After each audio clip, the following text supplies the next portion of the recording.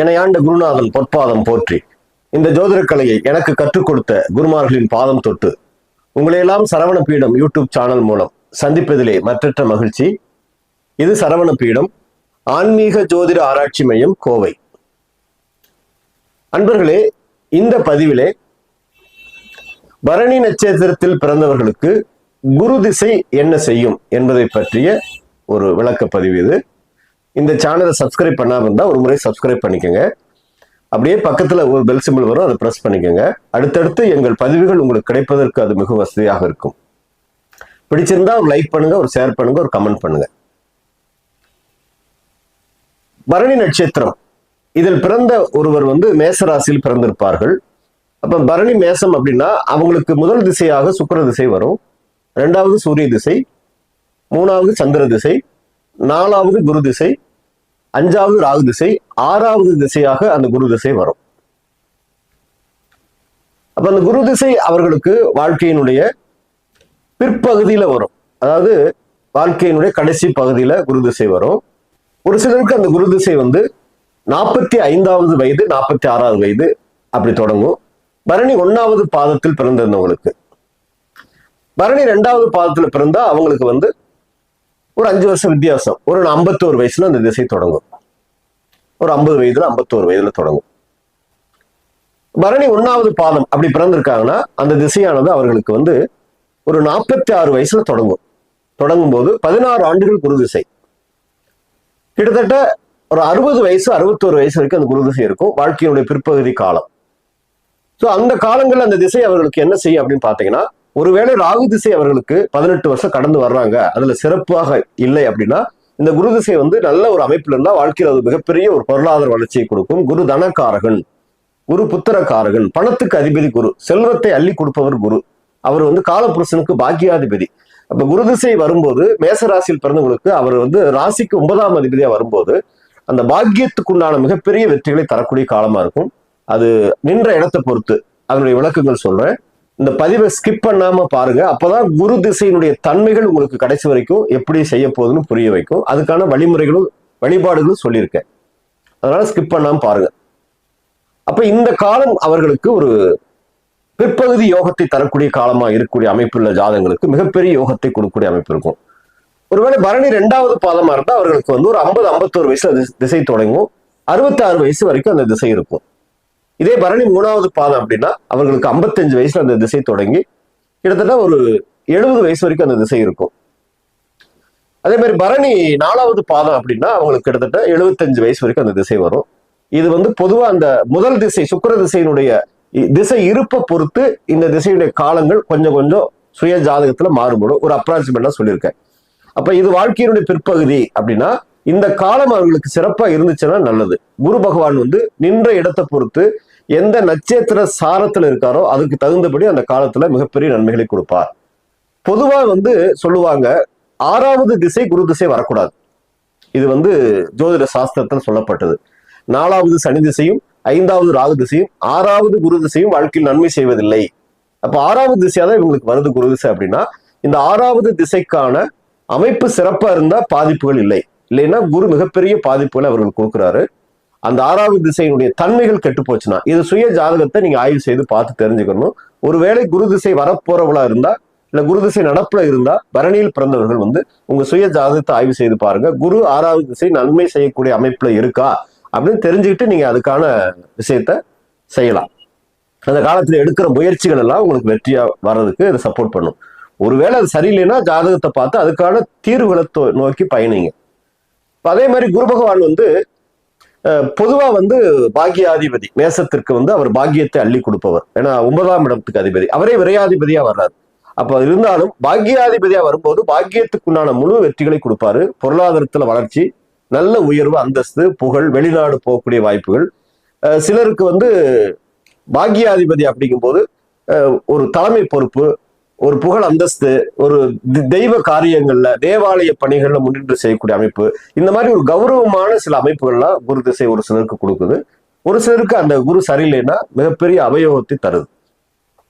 அப்ப எப்படி இருக்கணும் குரு அப்படின்னா, குரு லக்னத்துல இருக்காருன்னு வைங்க, அதாவது மேசம். இப்ப மேச ராசி தான் நம்ம பேசிட்டு இருக்கோம், மேச லக்னத்தை எடுத்துக்கலாம். இதுல மற்ற லக்னங்கள் 12 லக்னங்கள் இருக்கு. அந்த லக்னங்கள்ல குரு நின்ற அமைப்புக்கு பிறகு குரு லக்னத்துக்கு சுபரா பாவியா அப்படின்னு வச்சு இந்த கணக்கை நம்ம எடுக்கணும். இது வந்து ஒரு பொது பலனே. ஒரு 50-60% கட்டாயம் உங்களுக்கு இது நடைமுறையில் இருக்கும். உங்க சுய ஜாதகத்தின் அடிப்படையில இது கொஞ்சம் மாறும். இப்ப குரு நீங்க மேச லக்னம் மேச ராசியில பிறந்திருக்கீங்கன்னா குரு உங்களுக்கு பாக்கியாதிபதி, மிகப்பெரிய வெற்றிகளை கொடுப்பாருன்னு சொன்னேன். ஒருவேளை குரு மேசத்திலே இருக்காரு அப்படின்னா குரு பகவான் வந்து உங்க ஜாதகத்துல உங்க லக்னத்துல இருக்காரு அப்படின்னா லக்னத்தில் குரு இருப்பது அம்ச யோகம். அப்ப குரு லக்னத்தில் இருக்கும்போது நல்ல உயர்வை கொடுப்பார். பொதுவா தனித்த அந்தணன் அவதின்னு சொல்லியிருக்காங்க. குரு லக்னத்துல தனிச்சு இருக்கும்போது வாழ்க்கையில் நிறைய போராட்டத்தை சந்திக்கிறாங்க. குரு கூட ஏதாவது ஒரு சுபகிரகம் இருந்துச்சு அப்படின்னா அது மிகப்பெரிய சிறப்பு. இல்ல ஏதோ ஒரு கிரகம் இருந்தாலே சிறப்பு தான். அப்படி உங்க சுய ஜாதகத்துல குரு தனிச்சிருக்காருன்னா வாழ்க்கையில் சில போராட்டங்களை சந்திச்சுதான் குரு வெற்றியை கொடுப்பார். ஆனா லக்னத்துல குரு இருப்பது அம்ச யோகம், கௌரவம், அந்தஸ்து, உயர்வு, சிறப்பு இதெல்லாம் இருக்கும். அதெல்லாம் ஒரு அந்த நின்ற இடத்துக்கான அமைப்புகள். அப்படின்னாலும் உங்களுக்கு குரு பகவான் வந்து உங்க லக்னத்துக்கு சுபராகவோ லக்னத்திற்கு வந்து நல்ல ஒரு அமைப்புல ஒரு நட்பு வீட்டுல இருந்துட்டால்னா மிகப்பெரிய யோகம். அதே மாதிரி லக்னத்திற்கு அவர் வந்து ஆட்சி பெற்று உச்சம் பெற்று அமைந்தாலும் அது சுப பலன் நிறைய கிடைக்கும். ஆனா லக்னத்துக்கு பாவியா குரு இருக்கக்கூடாது. ஒரு ரிஷப லக்னம் அப்படின்னா குரு பகவான் வந்து அஷ்டமாதிபதியா வருவார். 8ஆம் இடம் தடை, தோல்வி, அவமானம், கடன், நோய், வழக்கு இதையெல்லாம் தரக்கூடிய இடம் 8ஆம் இடம். அஷ்டமாதிபதி திசை வாழ்க்கையில் மிகப்பெரிய தோல்வியை கொடுக்குது. இந்த குரு பகவான் வந்து ரிஷப லக்னத்துக்கு 8 கூடியவனா வந்து அவர் நின்ற இடம் சரியில்லைன்னா அந்த 16 வருஷம் போராட்டம் தான், வாழ்க்கையில் சோதனை காலம் தான். அதே மாதிரி ஒரு துலா லக்னம் அப்படின்னு வச்சுக்கலாம். துலா லக்னத்திற்கு குரு 6ஆம் அதிபதியா வருவாரு. 3-6 கூடியவன். 6ஆம் இடம் என்பது சத்துருஸ்தானம், ருணரோகஸ்தானம். ருணம் என்றால் கடன், ரோகம் என்றால் நோய். அப்ப 6ஆம் அதிபதியாக குரு திசை வரும்போது நிறைய கடன், நோய், வழக்கு கொடுத்துடுறாரு. நிறைய பேருக்கு வாழ்க்கையில அந்த மீளா கடன்ல கொண்டு சிக்க வச்சிடறாரு. இந்த திசை உங்களுக்கு எந்த லக்னம் அப்படின்னு பார்த்துதான் இதை தீர்மானிக்கணும். இருந்தாலும் மேசத்துக்கு நம்ம பேசிட்டு இருக்கோம், பரணிக்கு தான் பேசிட்டு இருக்கோம். அப்ப பரணியில் பிறந்தவர்களுக்கு இந்த குரு திசை என்பது அது பாக்கியாதிபதி திசை. ஆனா உங்க லக்னம் மேசமா இல்லாம வேற லக்னமா இருந்தா இந்த அமைப்புகளை நீங்க பாத்துக்கணும், பலன்கள் மாறுபடும். அப்ப பாக்கியாதிபதி உங்களுக்கு லக்னத்திலே இருந்து மேசத்திலே இருந்து திசை நடத்தினார்னா அது அம்சயோகம் பெற்று மிகப்பெரிய உயர்வை அந்த காலத்துல பரணிக்கு வந்து இந்த குரு திசை மிகப்பெரிய வெற்றிகளை கொடுக்கும். 16 வருஷம் உங்களுக்கு அது ராஜயோகம். பிற்பகுதி யோகம் சொல்லுவாங்க. நிறைய பேருக்கு வாழ்க்கையில பிற்பகுதி தான் யோகங்களே வரும். முற்பகுதி பூரா வாழ்க்கை போராட்டம் இருக்கும். பிற்பகுதியில மிகப்பெரிய ஒரு வளர்ச்சி வெற்றி அடைஞ்சிருவாங்க. சாதாரணமா இருந்தாருங்க, இவர் பாருங்க இவ்வளவு பெரிய வளர்ச்சி அடைஞ்சிட்டாருன்னு சொல்ற அளவுக்கு அந்த வளர்ச்சி இருக்கும் அந்த குரு திசை கொடுப்பது. குரு போகக்காரகன். வாழ்க்கையில் நிறைய யோகங்களை கொடுத்து உங்களை சுக போகங்களை அனுபவிக்க வைப்பார் குரு. நிறைய பேருக்கு குரு திசை வந்து பிற்பகுதி யோகத்தை நிறைய கொடுத்துருக்கு. பரணியில் பிறந்தவர்களுக்கு அனுபவத்துல பாக்குறோம். அது நல்ல அமைப்பான் மட்டும் நீங்க திரும்ப திரும்ப நான் அதை சொல்றேன், நல்ல அமைப்பான் மட்டும் செக் பண்ணிக்கோங்க. அதே மாதிரி குரு பகவான் வந்து ஒருவேளை உங்களுக்கு 2ஆம் இடத்துல இருந்து திசை நடத்துறார் அப்படின்னா 2ஆம் இடம் என்பது தனம், குடும்பம், வாக்குஸ்தானம். அந்த 2ஆம் இடம் குரு பகவானுக்கு நட்பு வீடா இருந்துச்சுன்னா அது மிகப்பெரிய சுப பலன் தான். குரு ஆட்சி வீடுகள் இருந்தாலும் மிகப்பெரிய சுப பலன். ஆட்சி வீடுகள் அப்படின்னா குரு பகவான் வந்து தனுசு மீனம் ஆட்சி வீடு, தனுசு மூலத்திரிகோணம் வீடு, இந்த மாதிரி இருந்தா அது மிகப்பெரிய பலம். குரு பலமா இருக்காருன்னு அர்த்தம். பொதுவாகவே குரு தான் வந்து முழு சுப கிரகம். அந்த இயற்கை சுபர்கள் சொல்லக்கூடிய முழு சுபகிரகம் யாருன்னா குரு பகவான் தான். குரு பலமா இருந்தாலே வாழ்க்கை நல்ல சிறப்பு இருக்கும். அந்த ஆட்சி உச்சம் பெற்று மூலத்திரிகோண வீடுகள் இருந்தா மிகப்பெரிய யோகம். அதே மாதிரி குரு உச்சமா இருந்தாலும் மிகப்பெரிய யோகம். கடகத்தில் குரு பகவான் வந்து உச்சமாகிறார். அந்த உச்சம் பெற்ற குரு வாழ்க்கையில் மிகப்பெரிய உயரத்தை தொட வைப்பார். அந்த குரு உச்சமா இருந்தாலே கௌரவம் கூட இருக்கும், அந்த ஒரு மரியாதை கூட இருக்கும். ஊருக்குள்ள ஒரு தனி மரியாதை குரு உச்சம் பெற்றவர்களுக்கு கட்டாயம் இருக்கும். ஆனா குரு நீச்சமா இருந்துட்டா, ஒருவேளை மகரத்தில் குரு இருந்து பிறந்த குரு நீச்சமாயிட்டா வாழ்க்கையில் அந்த குரு திசை வந்து சோதனை காலம் தான். அதே மாதிரி குரு 6, 8, 12 மறைஞ்சிருக்காருன்னு வைங்க. 6ஆம் இடம் என்பது 8ஆம் இடம் 12ஆம் இடம் மறைவு ஸ்தானங்கள். குரு மறைவு ஸ்தானங்கள் இருக்காரு அப்படின்னாலும் அந்த காலங்கள்ல குரு திசை வந்து உங்களுக்கு சிறப்பான பலன்களை பரணி நட்சத்திரத்துக்கு மேசராசிக்கு கொடுக்காது. 6ஆம் இடம் என்பது உங்களுக்கு 6ஆம் இடம் என்பது கன்னி. அப்ப மேசத்திற்கு 6ஆம் இடத்துல கன்னியில குரு இருந்து திசை நடத்துறாருன்னா உங்களுக்கு சோதனை காலம் தான். 8ஆம் இடம் என்பது உங்க ஜாதகத்துல விருச்சிகமா வரும். அதாவது பரணிக்கு 8ஆம் இடம் விருச்சிகமா வரும் மேசத்திற்கு. அப்ப 8இல் குரு இருக்கும் போதும் அது நட்பு வீடா இருந்தாலும் உங்க சோதனை 8ஆம் இடம் என்பது அது அஷ்டமஸ்தானம் என்பது உங்களுக்கு சோதனை கொடுக்கும். அதே மாதிரி 12ஆம் இடம் சொல்லக்கூடிய அந்த குரு வந்து ஆட்சி பெற்று மீனத்தில் இருந்தாலும் உங்களுக்கு அது மறைவு ஸ்தானமா போயிருது. ஆனாலும் சில பலன்கள் கெடாது இருந்தாலும் வெற்றிகளை குரு கொடுப்பாரு. அது 12ஆம் இடம் உங்க பரணிக்கு வந்து மேசத்திற்கு அது வந்து ஆட்சி வீடா குரு வர்றதுனால 12ஆம் இடத்தில் பெரிய பாதிப்புகள் இருக்காது. கொஞ்சம் விரயங்கள் வந்தாலும் வெற்றியை நிறைய குரு கொடுப்பாரு என்பது ஜோதிட விதி. அப்ப பரணி மேசத்தில் பிறந்தவர்களுக்கு இந்த குரு 6, 8, 12 6, 8 இருக்கக்கூடாது மெயின். அதே மாதிரி நீச்சத்துல இருக்கக்கூடாது. ஏன்னா 10ஆம் இடம் சொல்லக்கூடிய அந்த மகரத்துல போய் குரு நீச்சம் ஆயிட்டா தொழில மிகப்பெரிய போராட்டத்தை, மிகப்பெரிய தோல்வியை சந்திக்க வைப்பாரு குரு திசை காலங்கள்ல. 10ல் குரு அந்த நீச்சம் ஆகக்கூடாது. ஆனா குரு 4ல உச்சம் ஆயிட்டான்னா உங்களுக்கு மிகப்பெரிய பலம். ஏன்னா உங்களுக்கு அந்த காலத்துல குரு திசை மிகப்பெரிய சொத்துக்களை அடைய வைக்கும், மிகப்பெரிய உயர்வுகளை தொட வைக்கும். சோ நின்ற அமைப்பு முக்கியம். அப்ப அதை நீங்க பாத்துக்குங்க. உங்க 2ஆம் இடத்தில் குரு இருப்பது அங்க அது குரு பகவானுக்கு பகை வீடு. இப்ப ரிஷபத்துல குரு 2ஆம் இடம் அப்படின்னா அது பகை வீடா தான் இருக்கும். அப்ப பகை வீட்டுல குரு இருக்காரு அப்படின்னாலே உங்களுக்கு அந்த திசை நிறைய பொருளாதார பிரச்சனைகளை கொடுக்கும். தனம், குடும்பம், வாக்கு, குடும்பத்தில் நிறைய பிரச்சனைகளை கொடுக்கும். குரு ரிஷபத்தில் பகை பெறுறார் அப்படிங்கும்போது உங்க பாக்கியாதிபதியே பகை வீட்டுல உட்காரும் போது பொருளாதாரத்திலும் குடும்பஸ்தானத்திலும் நிறைய அந்த குரு திசை பாதிப்பை கொடுக்கும். அதே மாதிரி குரு 3ஆம் இடத்துல வர்றாரு உங்களுக்கு, அதாவது மேசத்திற்கு, பரணி மேசத்திற்கு 3ஆம் இடம், மிதுனத்துக்கு குரு திசை நடத்துறாரு அப்படின்னா அந்த காலம் குரு பகவானுக்கு உங்களுக்கு சில மறைஞ்சிருக்காரு. 3ஆம் இடம் மறைவு ஸ்தானம். அப்ப குரு அந்த குருவை நீங்க பலப்படுத்தும் போதுதான் உங்களுக்கான வெற்றிகளை குரு நிறைய கொடுப்பாரு. அவர் குரு பகவான் எப்பவுமே நின்ற இடத்துல 3 இடத்தை பார்வை செய்வார். 5ஆம் இடம், 7ஆம் இடம், 9ஆம் இடத்தை பார்வை செய்வார். அப்ப எந்த இடத்துல இருந்தாலும் அந்த இடத்துக்கு 5ஆம் இடம், அந்த இடத்துக்கு 7ஆம் இடம், அந்த இடத்துக்கு 9ஆம் இடத்தை குரு பார்க்கும்போது நின்ற இடத்துல லக்னமா வச்சு அந்த 5, 7, 9 பார்க்கும்போது அந்த இடம் நல்ல அமைப்புல குரு இருந்தா சுப பார்வைகள் மிகப்பெரிய வெற்றி அந்த இடத்தை சேர்ந்து கொடுக்கும். அப்ப மிதுனத்துல குரு இருக்காருன்னா உங்களுக்கு அந்த திசை ஒரு நல்ல ஒரு பலத்தை கொடுக்கக்கூடிய குருவா நீங்க ஆக்டிவேட் பண்ணணும். ஏன்னா அந்த குரு பகவானுடைய ஆற்றலை சரி பண்ணணும். அடுத்து குரு 4ஆம் இடத்துல வர்றாரு. அப்ப கடகத்தில் குரு உச்சம் பெற்றாருன்னு அர்த்தம். அப்ப உச்சமாயிட்டாருன்னா இந்த திசை உங்களுக்கு பாக்கியாதிபதி உச்சம் பெற்று திசை நடத்தும் போது 16 வருடம் உங்களுக்கு அந்த ராஜ யோகத்தை இந்த திசை கொடுக்கும். உங்களுக்கு அந்த எத்தனாவது வயசுல திசை தொடங்குதோ பிற்பகுதி மிகப்பெரிய யோகமா தான் இருக்கும். உங்களுக்கு வாழ்க்கை லைஃப்ல பிற்பகுதி நிம்மதி, சந்தோஷம், உங்க பிள்ளைகளால் சந்தோஷம், வாழ்க்கையில பொருளாதாரத்துல தன்னிறைவு, நிறைய வருமானங்கள், பல வகையில வருமானம் வரக்கூடிய அமைப்பை குரு கொடுப்பாரு. குரு உச்சமா இருக்கும்போது 4ஆம் இடத்துல. 5ஆம் இடத்துல குரு வர்றாருன்னா சிம்ம குரு 5ல பூர்வ புண்ணிய ஸ்தானத்தில் குரு நட்பு வீட்டை வர்றாரு. அதுவும் நல்ல யோகமே. அப்ப உங்க பிள்ளைகள் வழியில உங்களுக்கு மிகப்பெரிய சிறப்புகள், நன்மைகள் கிடைக்கும். உங்களுக்கு குரு 5ல இருந்தா உங்க லக்னத்தை பார்ப்பாரு. 9ஆம் இடத்தை குரு பார்க்க கோடி நன்மை. பிறக்கும்போது 5ஆம் இடத்துல குரு இருந்துட்டாருன்னா உங்க லக்னத்தை குரு எப்பவுமே பார்ப்பாரு. அது மிகப்பெரிய ஒரு பலத்தை உங்களுக்கு கொடுத்துட்டு இருக்கும். லக்னத்தை குரு பார்ப்பது மிகப்பெரிய யோகமே. அந்த கால திசை காலம் மிகப்பெரிய உங்களுக்கு ஒரு கௌரவம், வெற்றி, அந்தஸ்து, உயர்வு, உயர் பதவிகள். நீங்க ஒரு உத்தியோகத்துல இருந்து அடுத்தடுத்து உயர் பதவிகள், சுய தொழில் செய்தா அதுல மிகப்பெரிய வளர்ச்சி, ஒரு சமூக பணி, அரசியல், மக்கள் சேவையில் இருக்கீங்கன்னா ஒரு தலைமை பொறுப்பு உங்களுக்கு அங்க கிடைக்கும். குரு பகவான் கடகத்திலிருந்து திசை நடத்தும் போது மேசம் பரணிக்கு. அதே மாதிரி குரு 6ஆம் இடத்துக்கு கன்னிக்கு வர்றாருன்னு வைங்க, அங்கு பகை குரு, அது 6ஆம் இடம் சத்துரு. அப்ப இந்த காலத்துல பொருளாதாரத்துல கவனமா இருங்க. பணத்தை போய் எதுலையும் போட்டு முதலீடு போட்டு பெரிய அளவுக்கு செய்யறேன்னு மாட்டிக்கிறாதீங்க. அது உங்களுக்கு நிச்சயமாக மீளா கடனை கொடுக்கக்கூடிய இடம். 6ஆம் இடம் என்றாலே அது கடன், நோய், வழக்குக்கான இடம். பொதுவாக அது காலப்புருஷனுக்கு 6ஆம் இடம், உங்க லக்னத்துக்கு 6ஆம் இடமா வருது. அப்ப மேசம் பரணியில் பிறந்தவர்களுக்கெல்லாம் அந்த 6ல குரு இருக்காருன்னா அந்த காலம் ரொம்ப கவனமா இருக்குங்க. பணத்தை உங்க பேர்ல வச்சுக்காதீங்க. நீங்க டெபாசிட் ஏதாவது வச்சிருந்தா அதெல்லாம் காணாம போயிடும். அதெல்லாம் உங்களுக்கு பொருளாதாரத்தில் நிறைய நம்பி ஏமாறக்கூடிய காலமா இருக்கும். கவனமாக அந்த 6ஆம் இடத்துல நீங்க போகணும். அடுத்து 7ஆம் இடத்தில் குரு. பொதுவா 7ஆம் இடம் துலாமா வரும். உங்களுக்கு களத்திர ஸ்தானம். 7ல குரு பகை.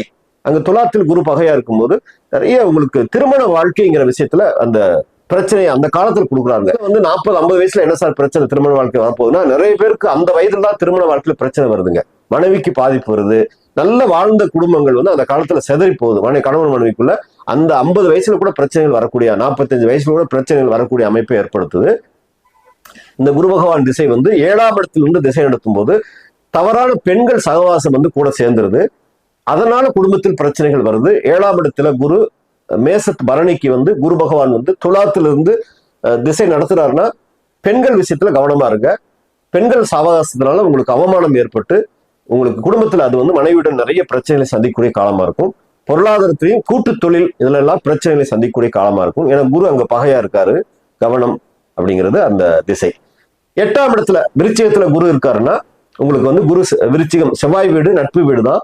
ஆனாலும் அது அஷ்டமஸ்தானம் என்பதனால குருவுடைய பலத்தை நீங்க அதிகப்படுத்தணும். அந்த காலங்களில் குருவை நல்லா ஆக்டிவேட் பண்ணி குருவுடைய வழிபாடுகள் செய்து அந்த திசையை சமமா அமைச்சிட்டீங்கன்னா பெரிய தோல்வி இல்லாமல், அவமானம் இல்லாமல் கடந்து போகும் குரு திசை. 9ஆம் இடம் பாக்கியஸ்தானம். அங்க குரு இருந்துட்டாருன்னா பரணி மேசத்துக்கு மிகப்பெரிய யோகங்க. ஏன்னா பாக்கியத்தில் குரு நின்று பாக்கியாதிபதியே பாக்கியத்தில் நின்று திசை நடத்துறாருன்னா உங்க லக்னத்தையும் பார்ப்பாரு 5வது பார்வையாக. அது மிகப்பெரிய யோகம் அப்படிங்கிறது உங்களுக்கு அந்த திசை. ஆனா அங்க 9ஆம் இடத்துல குரு பகவான் வந்து கேதுவுடைய நட்சத்திரத்தில் இருக்கக்கூடாது. அது மட்டும் பாத்துக்கோங்க. மூலத்துல போய் தனுசுல இருந்துட்டாருன்னா அது பின் தொடரும் நிழல் கருமா. குரு கேது சேர்க்கை கோடீஸ்வரனா மாத்தி ஆனா மிகப்பெரிய தோல்வியை சந்திக்க வைக்கும். அதுக்கு நிகரான கடனை கொடுத்துரும். அந்த இடத்துல கவனம் தேவை. நின்ற நட்சத்திரத்தை மட்டும் பாத்துக்கோங்க. தனுசு குரு மூலத்திரிகோண வீடு, அதை பாத்துக்கோங்க. அடுத்து 10ஆம் இடத்தில் குரு, அங்க போய் குரு நீச்சம் ஆயிடுறாரு உங்களுக்கு. மகரத்தில் நின்று மேசத்திற்கு குரு திசை நடக்குதுன்னா பரணி நட்சத்திரக்காரங்க கவனமா இருக்கணும். நீச்ச குருவா போறதுனால உங்களுக்கு பாக்கியாதிபதி நீச்சம் பெறும்போது தொழில், பொருளாதாரம், வளர்ச்சி, வெற்றி எல்லாத்தையும் மைனஸ் கொடுத்துருவாரு. அந்த காலத்துல கவனம் தேவை. குருவை நல்லா பலப்படுத்துங்க. குருவுக்கான வழிபாடுகள் நிறைய செய்யுங்க. வெற்றிகள் நிறைய கிடைக்கும். 10ல் குரு. 11ல் குரு லாபஸ்தானம், உபஜயஸ்தானம். கும்பத்துல குரு நல்ல யோகத்தை கொடுக்கக்கூடிய குரு தான். வளர்ச்சி மிகப்பெரிய அளவுக்கு கிடைக்கக்கூடிய காலம். ஏன்னா 11ல் ஒரு கிரகம் இருந்தாலே வெற்றி தான். அப்ப குரு திசை என்பது பாக்கியாதிபதி 11ல் இருந்தால் நிறைய லாபம், வெற்றி, உயர்வை கிடைக்க வைக்கும். 12ஆம் இடத்துல குரு ஆட்சி பெற்ற குரு உங்களுக்கு விரயத்துல இருக்காரு. 12ஆம் இடம் மறைவு ஸ்தானம். அப்ப நிறைய விரயங்கள் வரும். பொருளாதாரத்தில் வளர்ச்சிக்கு தகுந்த மாதிரி விரயம் இருக்கும். குரு வழிபாடுகள் நிறைய செய்து குரு பகவானுடைய திசையை சமப்படுத்தி வெற்றி அடையலாம். எனவே பரணி நட்சத்திரத்தில் பிறந்தவர்கள், மேசராசியில் பிறந்தவர்கள், அதான் மேசம் பரணிக்கு தான் இந்த பலன். பரணி நட்சத்திரத்தில் பிறந்தவர்கள் அந்த குரு திசை வரும் காலங்கள்ல 6வது திசை மனசுல வச்சுக்கோங்க. 6வது குரு திசை வாழ்க்கையில் நன்மை செய்வதில்லை. இதை நல்ல மைண்ட் செட் பண்ணிக்கோங்க. அந்த திசை நன்மை செய்யக்கூடிய அமைப்புல இருக்கான்னு பாருங்க. மெயினா பார்த்துட்டா பிரச்சனை இல்லை. இல்லாட்டி அதுக்கு தகுந்த இறை வழிபாடுகள் எடுத்துக்கணும். ஸோ அதுக்கு தகுந்த ஆலயங்களுக்கு போயிட்டு வரணும். வழிபாடுகள் அப்படிங்கிறத கரெக்டா செய்யுங்க. பரிகாரங்கள் அப்படிங்கிறத கரெக்டா செய்யுங்க. பரிகாரம் என்பதே இறை வழிபாடுகள் தான். வேற வகையில பரிகாரத்துக்காக நீங்க எந்த வகையிலும் பணம் செலவழிக்க வேண்டியதில்லை. பரிகாரம் இருக்கான கட்டாயம் இருக்கு. பரிகாரம் இருந்தா தான் ஒரு வாழ்க்கையினுடைய சில பிரச்சனைகளை சரி பண்ணி போக முடியும். மழை பெய்யும் போது எப்படி கொடையை பிடிச்சு போறோமோ அது மாதிரி ஒரு பரிகாரம் என்பது அந்த காலத்துல தேவை. இறை வழிபாடுகள் மட்டுமே பரிகாரம், சரணாகதி வழிபாடுகள். அப்ப குரு உங்க ஜாதகத்துல எங்க இருக்காரு, எந்த ராசியில எந்த நட்சத்திரம் இருக்காருன்னு தகுந்த மாதிரி அதுக்கு தகுந்த ஆலயங்களை செலக்ட் பண்ணி போய் வழிபாடுகள் செய்யும்போது மிகப்பெரிய வெற்றிகளை நீங்கள் அடையலாம். பொதுவா குரு திசை அப்படின்னா திருச்செந்தூர் போங்க, குருஸ்தலம். அங்க போய் செந்திலாண்டவரை பார்த்துட்டு நல்ல சம்ஹாரமூர்த்தியை வணங்கி குரு பகவானை தரிசனம் பார்த்து வாங்க. பிராமணர்களுக்கு தானம் கொடுங்க. குரு திசை வெற்றியை நிறைய கொடுக்கும். அதே மாதிரி ஆலங்குடி குருஸ்தலம் அங்க போங்க, மிகப்பெரிய வெற்றியை கொடுக்கும். திருநோக்கி அப்படின்னு ஒரு இடம் இருக்கு. குரு பகவானுடைய திசை நடப்பவர்கள் மிகப்பெரிய வெற்றி அடையக்கூடிய இடம். இதெல்லாம் பொதுவான விஷயங்கள். அவரவர் ஜாதகத்துல குரு நின்ற இடத்துக்கு தகுந்த மாதிரி அந்த வழிபாடுகளை செலக்ட் பண்ணணும். குரு நின்றது அறவீடா பொருள் வீடான்னு பார்க்கணும். அதுக்கு தகுந்த ஆலயங்கள், நவ திருப்பதி, நவ கைலாயங்கள் சொல்லப்பட்ட இடங்களுக்கு அறவீடு, பொருள் வீடுக்கு தகுந்த மாதிரி அந்த வழிபாடுகளை நீங்க செலக்ட் பண்ணி போய் செய்யக்கூடிய நட்சத்திரம், நாட்கள் செலக்ட் பண்ணி போகும்போது நிச்சயமாக அந்த எந்த அமைப்புல இருந்தாலும் வெற்றி அடைவது உறுதி. இது அனுபவத்தில் பார்த்த உண்மைகள். அப்ப நீங்க கரெக்டா உங்க ஜாதகத்தை ஆய்வு செய்து அதற்கான ஆலயத்தை தேர்ந்தெடுத்துட்டீங்கன்னா வெற்றி மேல் வெற்றி கட்டாயம் உண்டு. அது அந்த திசைக்கான பலனை அந்த காலத்துல நீங்க மிகப்பெரிய அளவுக்கு வெற்றிகள் அடைந்து தோல்வி, உங்க தடை, உங்களுடைய பிரச்சனையிலிருந்து வெளிப்பட்டு வாழ்க்கையில் மிகப்பெரிய நன்மைகளை அடையலாம் என்று சொல்லி நான் வணங்கும் செந்திலாண்டவனை பிரார்த்தனை செய்து உங்களிடமிருந்து விடைபெறுவது கோவை முருகன் அடிமை. நன்றி, வணக்கம்.